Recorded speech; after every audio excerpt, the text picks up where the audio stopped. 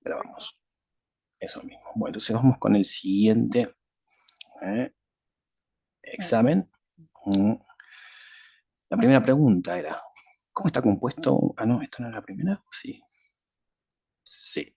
¿Sí o no? No, esta era la pregunta. Ahí está. ¿Cuáles son las ventajas y desventajas de la resonancia magnética? Desarrolle.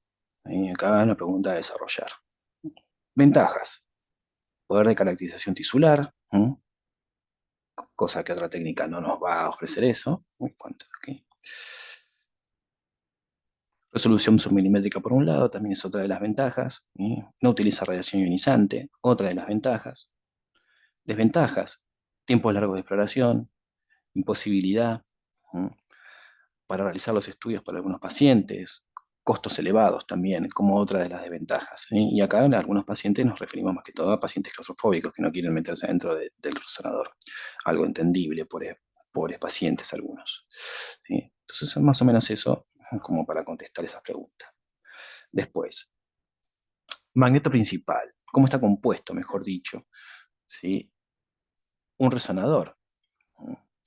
Magneto principal, entonces, por un lado, bobinas de radiofrecuencia, bobinas de gradiente, sistema de detección de signos vitales y detector PET en el caso de fusión de imágenes RMI PET.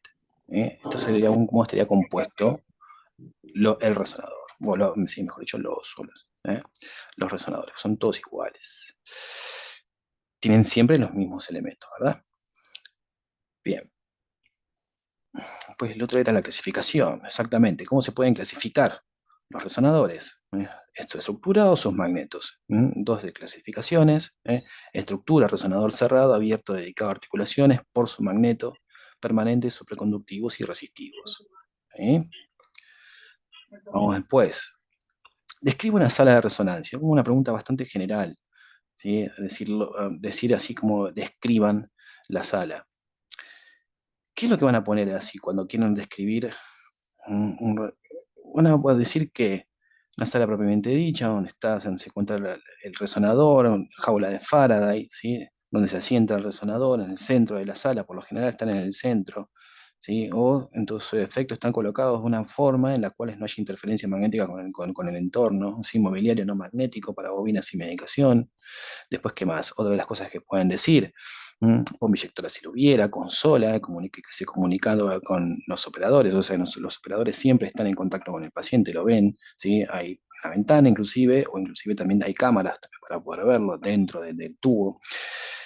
Eh, Después, donde están las computadoras, para donde se planifican los estudios, junto con estaciones de trabajo. Una descripción. Después, sala de comandos, ¿sí? Donde vamos a encontrar sala húmeda, ¿sí? Donde está el chiller, sistema de enfriamiento de los componentes del resonador. Esto para todos, resonador abierto y cerrado, van a tener siempre un sistema de refrigeración, porque van a aumentar la temperatura. Y sistema de enfriamiento de los componentes del resonador en sí. Eh, Recuerden el chiller, ¿con qué se enfría? Mm, Puede ser otra pregunta. Mm, Con agua. Bueno, después van a contestar, no con nitrógeno o con helio, ¿sí? Con agua. Son sistemas de enfriamiento por agua.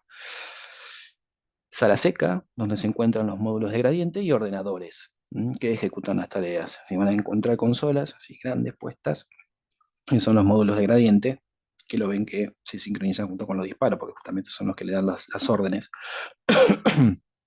de activaciones de los gradientes magnéticos. Sala seca, entonces, y sala húmeda por el otro lado. Eh, Bien, seguimos. ¿Para qué se utiliza la jaula de Faraday? Una pregunta ya que va a estar, me parece. Así que se utiliza para absorber ondas de energía electromagnética y provenientes del exterior que no ingresen al recinto del resonador, evita que haya ondas parásitas de energías parásitas, evita que haya ondas de energías parásitas en la sala.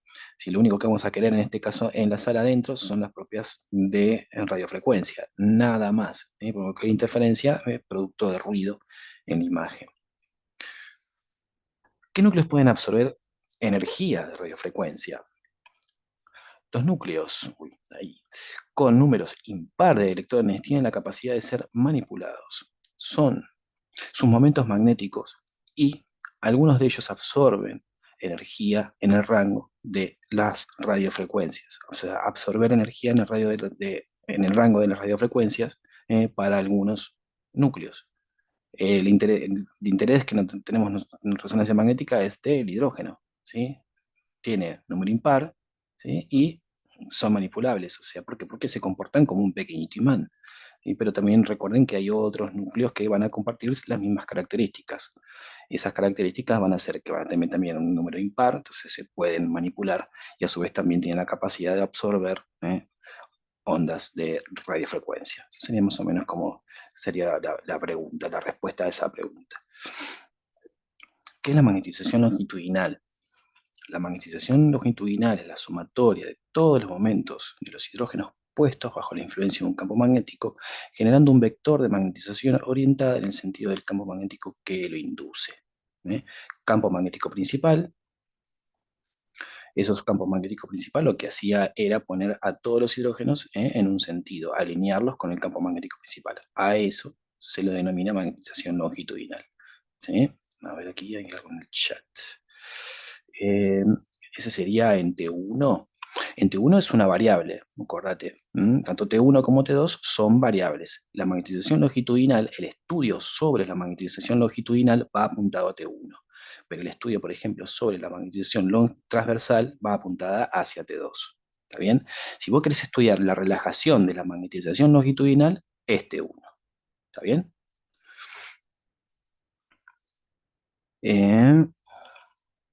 A ver. Ok. Vamos. Expresa qué significa la ecuación del Larmor. La ecuación del Larmor expresa la relación entre la potencia, escribí dos veces, potencia del campo magnético y la frecuencia de precesión. Entonces, la relación entre la frecuencia, entre la potencia y la frecuencia de precesión son magnitudes directamente proporcionales. Entonces, ¿qué quiere decir esto? Que si aumenta la intensidad de la potencia del campo magnético, lo que va a aumentar entonces es la frecuencia de precesión. Es una relación directamente proporcional. ¿Está? ¿Qué es lo que le impone a esa frecuencia de precesión? La potencia del campo magnético. Entonces, de alguna forma se puede establecer a qué frecuencia están procesando esos hidrógenos. Vamos a hacer un cálculo inclusive. Por ejemplo, una punto tipo cálculo. Eh, a un Tesla ya la conocemos a la frecuencia de precesión. Es 42,6 MHz. A 3, por ejemplo, ¿cuánto sería? Es una pregunta también que puede llegar a ver, un calculito pequeño, una regla de 3 simple.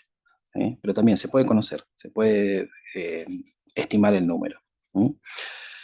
Entonces, la siguiente pregunta es, ¿cuáles son los estados posibles de energía de los hidrógenos? Dos estados posibles, paralelo de menor gasto de energía y antiparalelo de mayor gasto energético, cuando están bajo la influencia de un campo magnético. En estado de equilibrio, sus posiciones son aleatorias. Esto quiere decir que en estado de equilibrio normal, los hidrógenos van a estar todos apuntando para distintos lugares. Una distribución aleatoria. Joyas nos va a matar. Uy, no. Le parece un cálculo, la regla de 3. No, no, no, no, matar no. A ver, entonces les decía de que la sumatoria de estos, de los momentos de paralelo y antiparalelo, nos daba entonces lo que es la magnetización longitudinal, ¿cierto? Entonces, las dos posiciones posibles de mayor gasto energético o de menor gasto energético, ¿sí?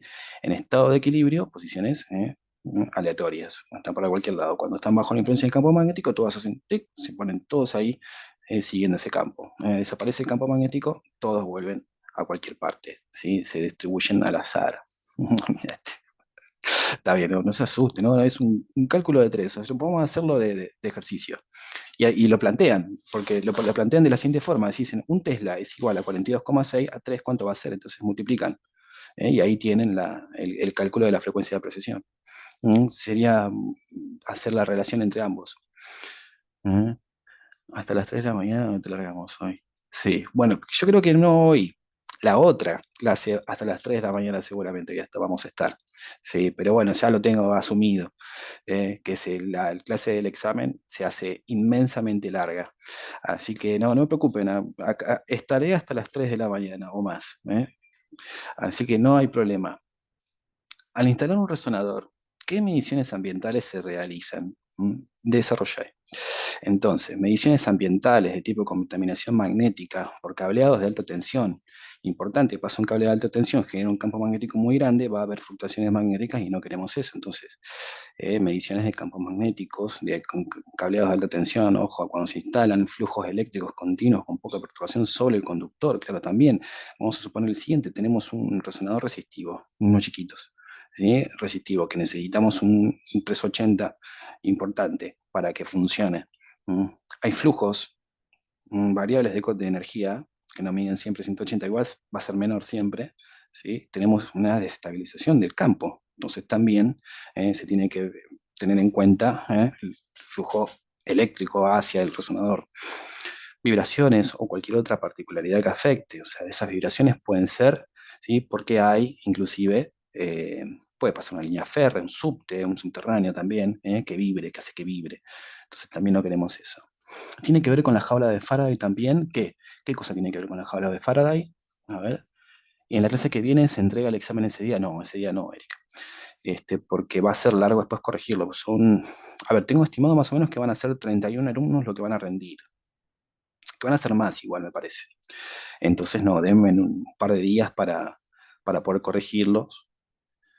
Eh, una vez contaste que estaba mal aislado el piso. Ah, sí, cuando estaba, sí, que conté que estaba mal. Claro, porque no tenía hecha la jaula en el piso, exactamente, sí. Sí, eso tiene que ver con la jaula, pero en ese caso, la jaula de Faraday, la función era que hace que no haya ondas de radio que se metan dentro del resonador. Entonces, en ese caso, se expresaba ruido en la imagen producto de que la jaula de Faraday estaba mal. Entonces había ruidos porque había ondas de afuera que ingresaban al recinto del resonador. ¿eh? Em, ¿Qué les decía también? Lo que les decía, aparte de lo que es vibraciones y demás, también es otro de los puntos o mediciones ambientales que se utiliza, ¿no? Para, a la hora de instalar un equipo. Bien. ¿Qué dice el principio de inducción magnética de Faraday?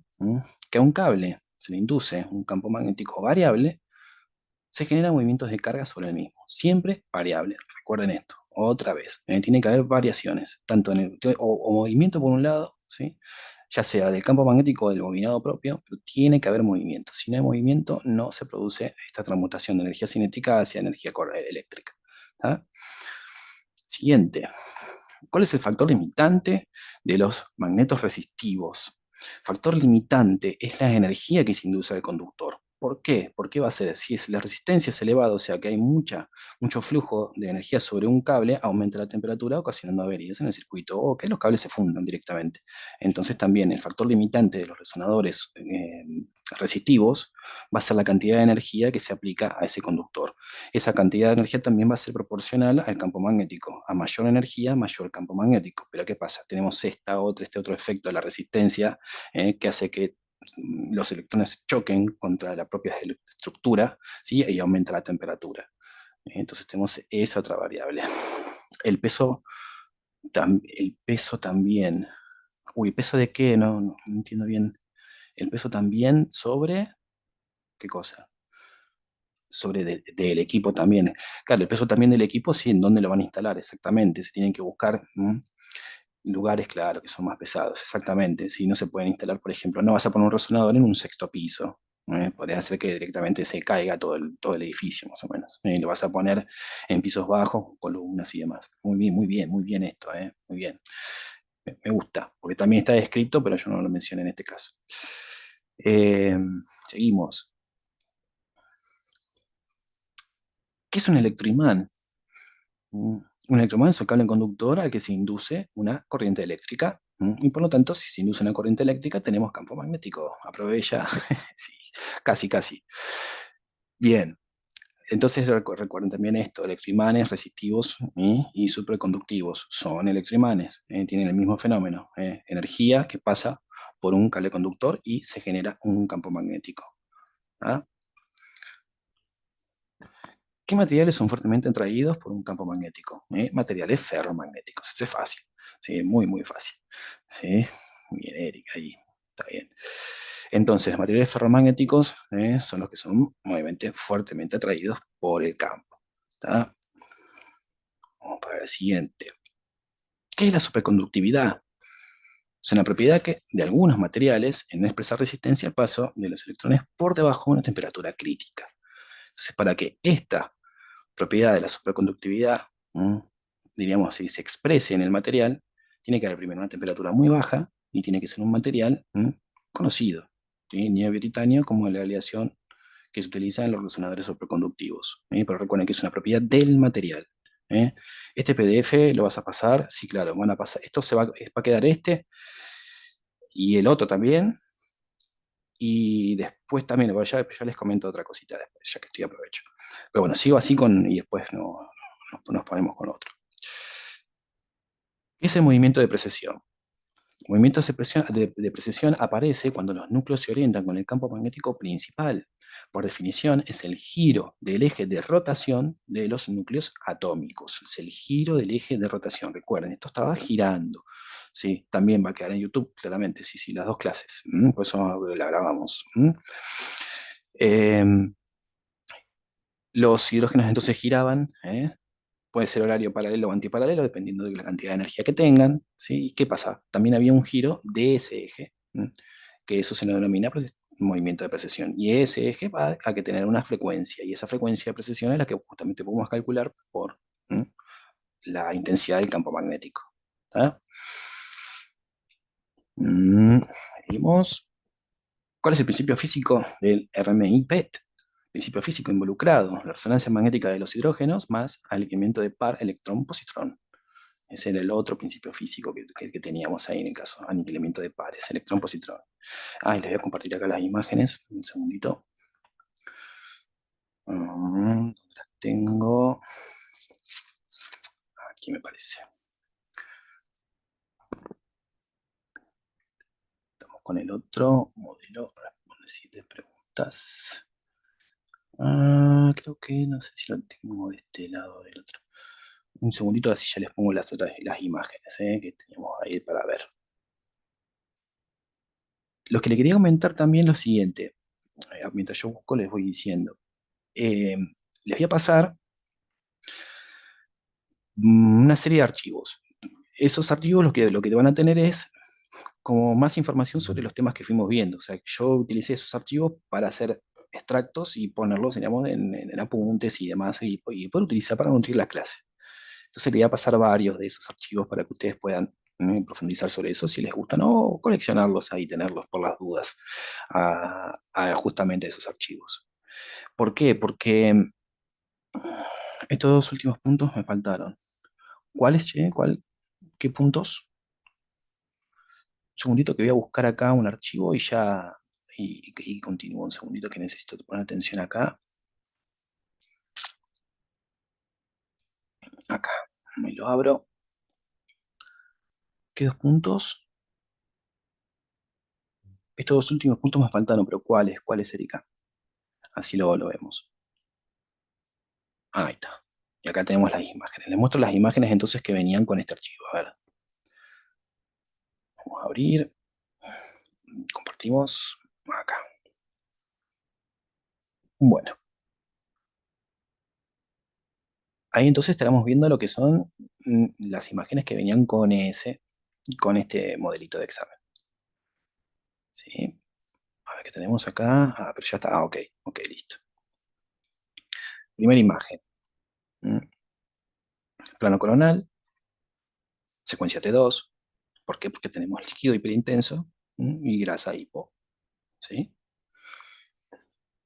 Después, por ejemplo, realiza una breve descripción anatómica. No sé qué pueden decir. Bueno, parte del cerebro, ¿no? Parte de los ventrículos, hipocampos, parte del tallo, cerebelo, ¿no? Y más, por ejemplo, este cerebro tiene una particularidad. Fíjense lo siguiente, es como que sobra líquido, ¿no? Como que hay mucho líquido acá. Mucho, mucho líquido. Entonces vemos que es un cerebro ya añoso, que ya le pasaron sus años y el cerebro lo que tiende es a alisarse. Se alisan, a hacer convoluciones, un cerebro por demencia. Entonces tenemos un deterioro cognitivo por un lado. A deterioro cognitivo también, ¿qué secuencia teníamos que agregarle a un protocolo? No puede faltar un protocolo, es el coronal T1 hacia los hipocampos. Atrofia, exactamente, muy bien. Vas a estar aprobada, María Eugenia, ¿eh? Sí, tienes un buen presagio. Bien, bien. Tiene, claro, ese cerebro está como arrugadito, ¿no? Entonces tenemos demasiado líquido. Entonces, una de las imágenes características es esta, ¿sí? Y a este protocolo tiene que ir sí o sí estudio de lo que son los hipocampos, ¿eh? Por demencia, sobre todo. Mm, Martín Nakeson. Ah, Martín Nakeson. Yo te diría María Eugenia, que te decía María. Ok, Martín. Listo, ya estamos. Bien, a ver. Vamos para la siguiente imagen. Ahí. Yo tampoco, no sé. Tenés que cambiarle el nombre. Cuando te aparece, tenés que ponerle el nombre. Lo que pasa es que quedó seguramente en una sesión anterior y tenía ese nombre. Eh, Siguiente imagen acá. ¿Qué estamos viendo? Uy, ya. Casi medio que se complica, porque si vemos así como a grosso modo, podemos decir que esto es un T2. No está mal si pone que es un T2, ¿eh? ¿Por qué no está, no está mal? Porque es una difusión, y una difusión es un T2, con aplicaciones de gradientes en el medio. ¿Sí? Pero ¿qué pasa, por ejemplo? ¿Cómo sabemos que es una difusión en sí?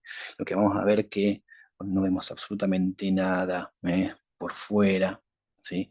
Vemos también todo este aumento de líquido aquí, que esto, bueno, nos indica que hay algo, ¿cierto? ¿Sí? Y además también lo que vemos es un poco detalle, ¿sí? Es una imagen que si bien nos muestra un cerebrito, pero tenemos muy poco detalle anatómico. Entonces, ahí estamos frente a una difusión. Nada que ver con esto. Esto es un T2 muy lindo, espineco o fase espineco, mejor dicho. Y acá tenemos una difusión. Si bien es un T2, se parece a un T2, se llama un T2, pero no es un T2, es una difusión. ¿Sí? Y la otra, acá, ¿qué imagen? ¿Qué estamos viendo acá? Mm, Entonces, sí, dijimos axial del cerebro, ¿verdad? Sí.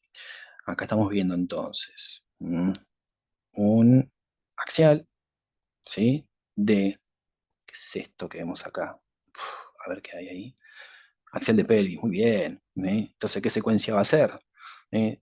T2, ¿sí? Porque es una pelvis de alta resolución en este caso. Entonces estamos viendo un T2, vemos líquido, por ejemplo, líquido, líquido. ¿Sí?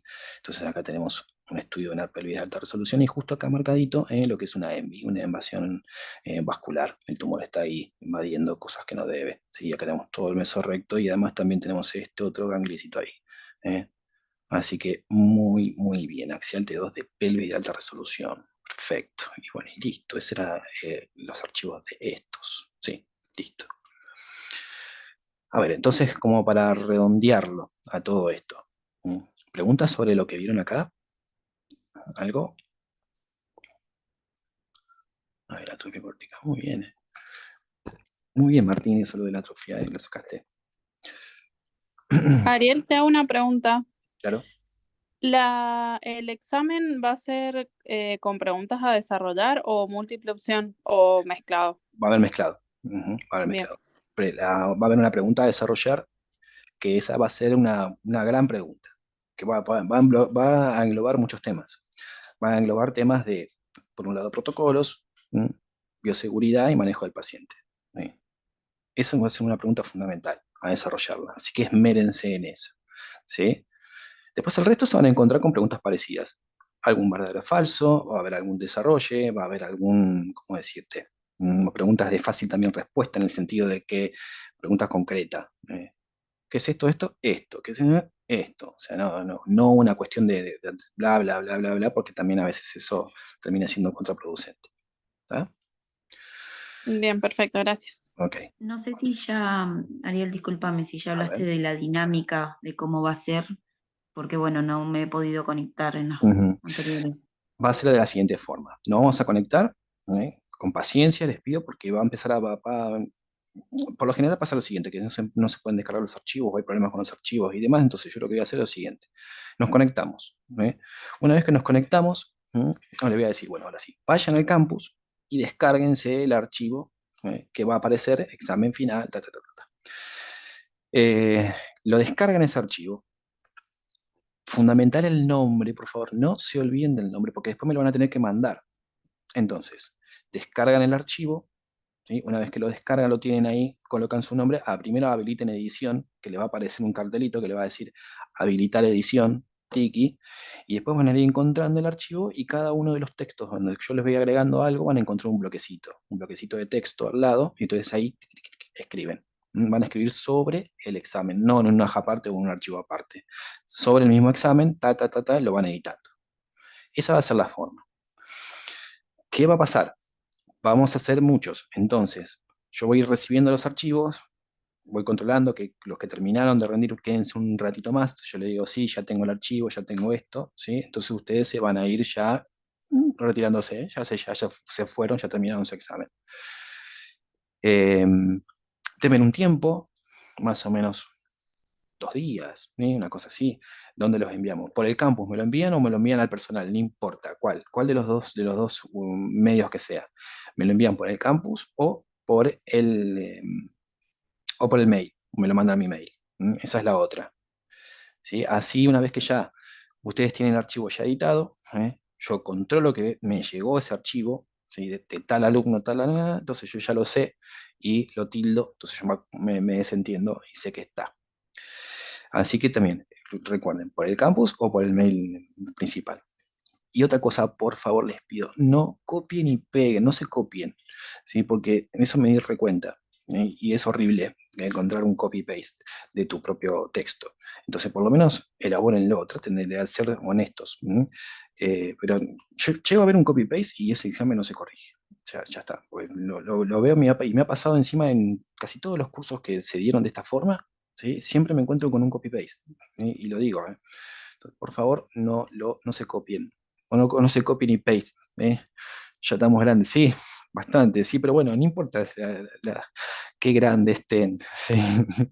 Sí, pero como es traten de hacer eso, ¿no? Y que no sea tan obvio, ¿no? Porque a veces he encontrado directamente, no sé, algo pegado, ¿viste? Y vos decís, ay, por Dios, está redactado exactamente igual.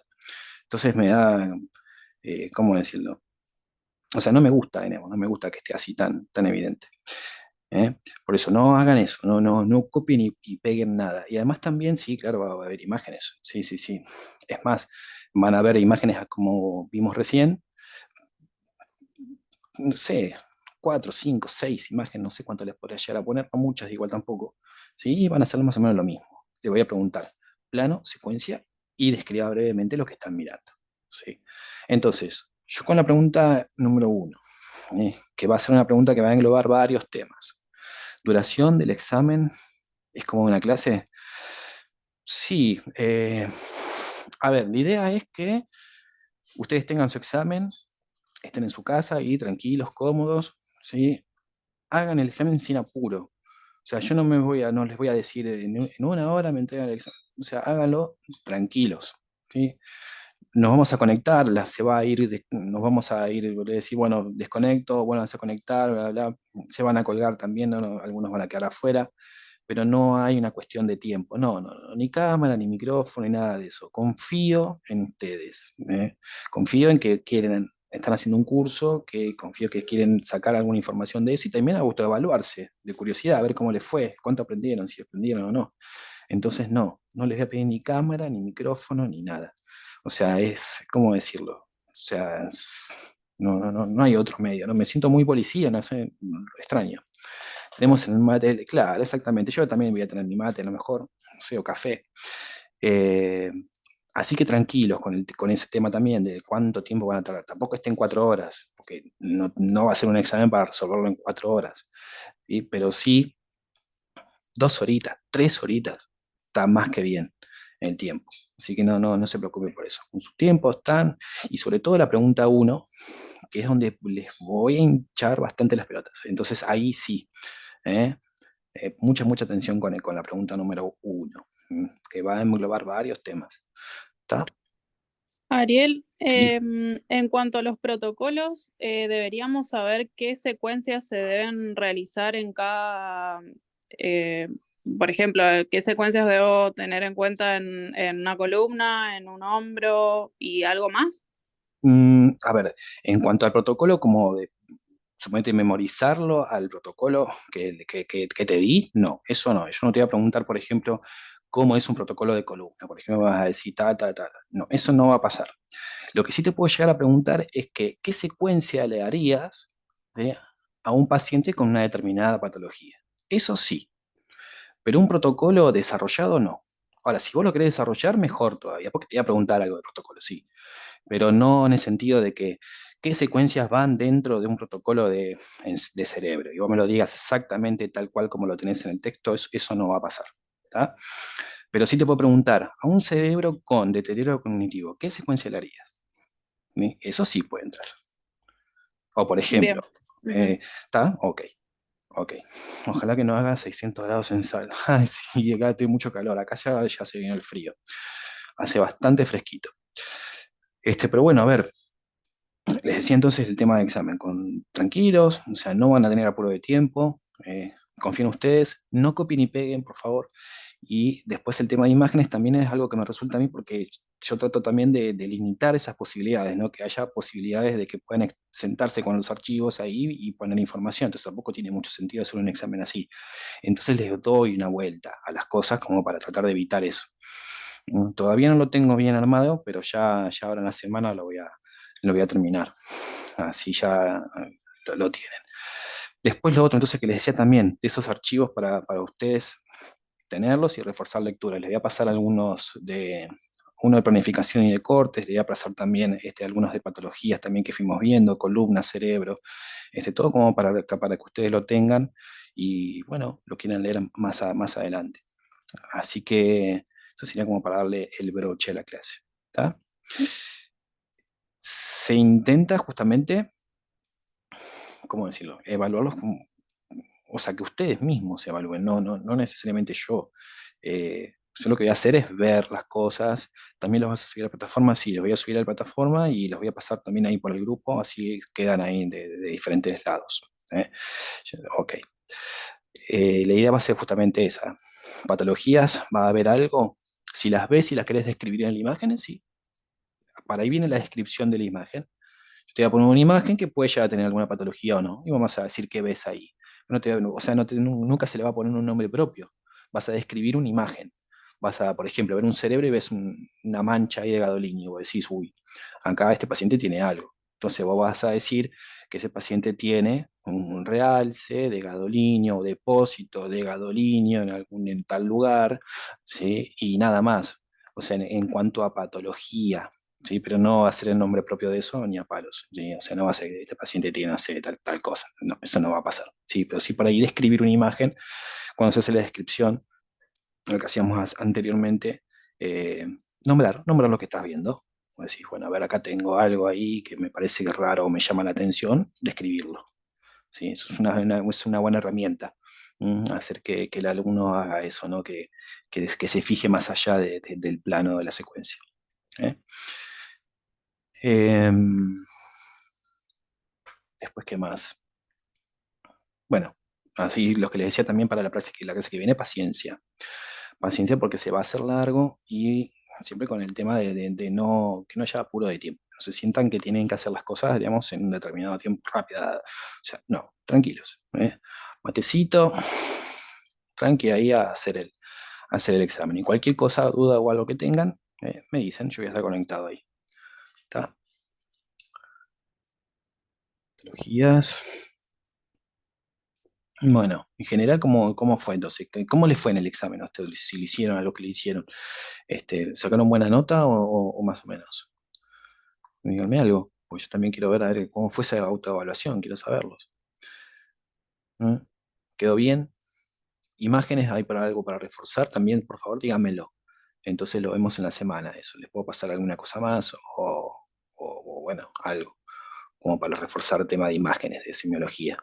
¿Mm? ¿Mm? ¿Mm? En el segundo mejor, bueno, bien. Hubo un improve ahí de buena. Y ahora acá me dice que imágenes son más difíciles, claro, sí. Sí, sí, las imágenes es lo que más lo que más va a costar. Una cosa que a veces pasa en consola de resonancia y parece también ridículo, darle la ventana a una imagen que te quede, uno tiene que aprender eso inclusive. O sea, ¿cuál es la ventana correcta para mostrarla en el estudio? Es una locura, pero sí. Bien, pero hay preguntas que las respondiste más claras. Bien, pero hay preguntas que las respondiste más claras. Ayudó a no extenderse tanto en las respuestas y ser más preciso. Ok, bien, bien. Ok, Melissa. Bueno, preguntas cortas, recuerden. Si hay preguntas que le preguntan algo en particular, contesten eso en particular. ¿Sí? No se vayan por las ramas. Ese es otro del tema de atender, ¿ok? Después que más, no, nada más, por lo menos. Nada más, díganme cualquier cosa. ¿Sí? Esto en un minuto se va a cortar. Si quieren, hacemos una segunda. Yo dejo el enlace abierto. El que tiene alguna duda o algo, me dice. Pero si no, ya terminamos por hoy. A mí me preocupa que nunca toque un resonador. Bueno, es un tema también ese, pero no te preocupes, al revés. ¿Eh? Tenés que tocarlo. ¿Eh? Ya te vas, cuando suceda, mejor. Yo toqué y no es garantía de nada.